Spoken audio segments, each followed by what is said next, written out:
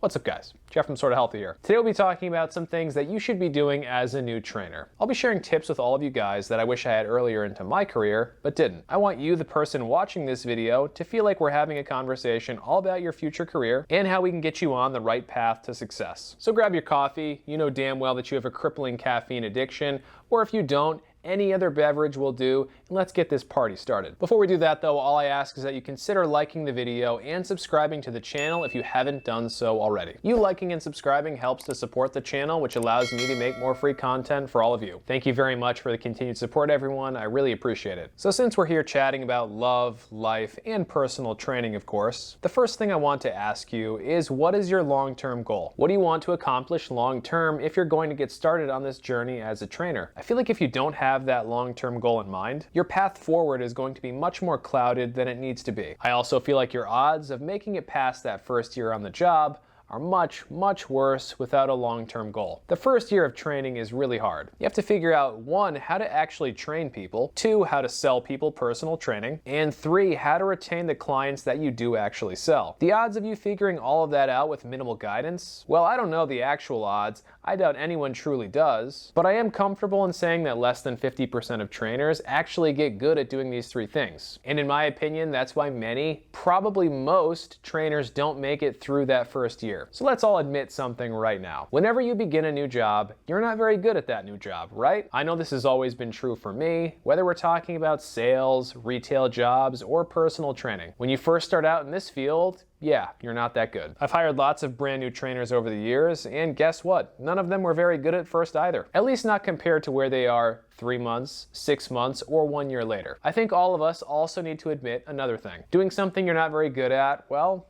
I mean, it kind of sucks, right? Again, all of this leads to issues in that first year because that's how long it's going to take many of you to become decent trainers. 1 year of hands-on experience is often necessary. This will be true in many fields, but it's probably more of an issue in training because our educational programs are subpar at preparing us for the actual job. So how do you survive that first year?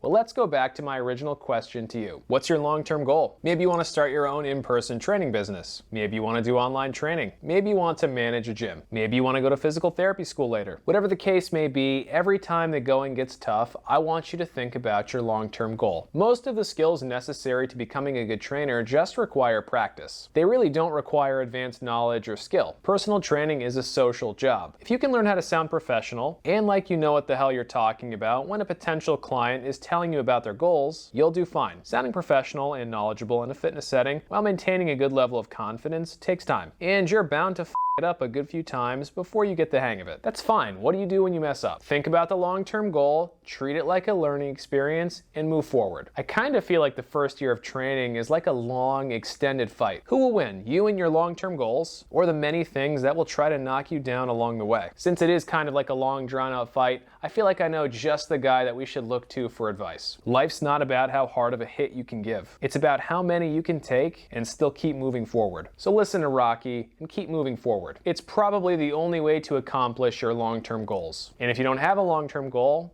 well, you better damn well get one. Building upon everything I just said, I have some less inspirational but very practical advice to give you next. We'll call this next part of the video building a foundation. When you first start out, you're really going to want to do 2 different things. The first one is getting certified just so you have a basic credential for some added credibility and of course some general subject knowledge. The second thing you'll want to do after that is get a job. Personal training is basically a trade when you think about it, and pretty much all trades require an apprenticeship. Your first year working for someone else and alongside others serves as that apprenticeship. I spend a good amount of time on different Facebook groups and on the subreddit Our Personal Training. Something that I'm seeing lately is trainers recommending that brand new trainers go off and immediately start their own business. Some of these trainers could be advising this because of the Rona and all the craziness that brings. That being said, I've personally known a good number of trainers who've gone off on their own and started up their own training businesses. The only ones I've ever known who've been successful were ones that were already successful in a gym or a studio setting. This is because training on your own is way way harder. If you're on your own, you not only have to be good at training, but you also need to be able to market yourself and run a business. I'm not saying it's impossible to start out as an independent trainer, but sometimes it's like trying to learn how to run before learning how to walk. Back to my apprenticeship example.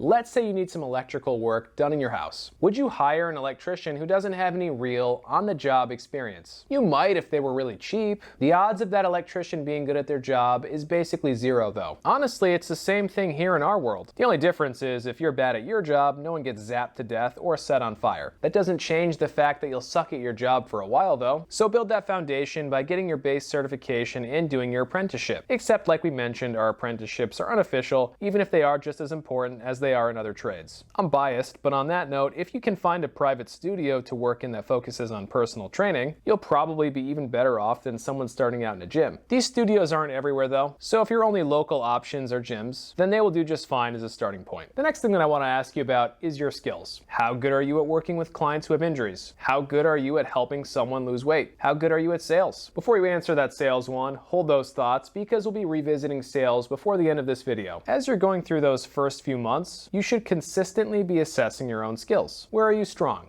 Where are you weak? We assess our clients, why would we not assess ourselves? It's the only way to make any meaningful self-improvements. Self-skills that you should be assessing are 1. Client communication, 2. Adaptability, which is really just your ability to adapt to the ever-changing environment around you, 3. Your general fitness knowledge, 4. Your general nutrition knowledge, 5. Working with special populations, and special populations would be clients with injuries, obese clients, older clients, things like that. Then you have this bonus category which includes things like advanced techniques. In my last video I reviewed the functional movement screen and things like that would count here. Maybe you want to get a kettlebell certification. Of course there are many things that could be considered advanced techniques. The first two here are in my opinion far more important than the others. That being said, the way that you assess these skills doesn't have to be complicated. You could simply give yourself a letter grade for each. Try to be as honest and critical about your skills as possible though. Maybe I think I'm a B in client communication and adaptability, and maybe I'm an A in general fitness knowledge. Let's also say I'm a C in general nutrition knowledge. We'll say I'm also a C in working with special populations. And we'll write an NA in advanced techniques, because let's say I haven't learned any of those yet. Really, I should focus on all the other ones before advanced techniques. But that being said, looking at this, I know where I need to improve. Once you've had this talk with yourself, well yeah, from there just go out and try to improve yourself and your skills a little bit every day. For client communication and adaptability, you really only get better at those things by practicing them on the job. I have a video in client communication that would definitely help, but there's no substitute for hands-on experience. You improve your ability to adapt in different circumstances by, well, adapting. So again, you learn that primarily in the field. The rest of these things you either learn about doing your own research, maybe even watching a YouTube video, or by doing continuing education. No matter what, get used to doing these little self-assessments either in your head or on paper because they will make you better. And I do think it's good to do something like this at least every few months. You'll notice how I didn't include sales anywhere on that previous list. This is because sales isn't really sales, at least not in the way people typically think about it. Sales is a product of everything shown here. Really, mainly these top two, with a dash of confidence also thrown into the mix. To sell personal training, you need a few things. 1, a prospect who is actually interested in personal training. You won't convince someone who isn't interested in training to buy sessions, at least not right away. 2, like we said before, you need a blend of all of these things. And 3, you need the ability to confidently present what you're selling